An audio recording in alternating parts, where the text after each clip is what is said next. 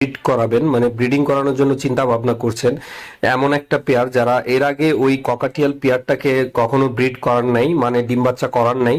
So তারা কিভাবে আপনার ককাটিয়ালকে ব্রিডিং করাবেন, সো কি কি পদ্ধতি অবলম্বন করবেন এবং কি কি দরকার হবে, সো টোটাল একটা ধারণা আপনাদেরকে আমি এই বিষয়ে দিব। তো তার আগে সবাইকে একটা রিকোয়েস্ট, যারা এখনো এই চ্যানেলটাকে সাবস্ক্রাইব করেন নাই, প্লিজ এই চ্যানেলটাকে সাবস্ক্রাইব করবেন, আর অবশ্যই বেল আইকন অন রাখবেন, আর একটি লাইক দিবেন এই ভিডিওতে। তো চলুন আমরা মূল বিষয় নিয়ে কথা বলি আজকের এই ভিডিওতে, যা যেটা হলো আপনার কিভাবে আপনাদের ককাটিয়েলকে ব্রিডিং করাবেন। তো আমি এই ভিডিওতে দুইটা শুরুর আগে আর কি দুইটা মূল বিষয় আলোচনা করব।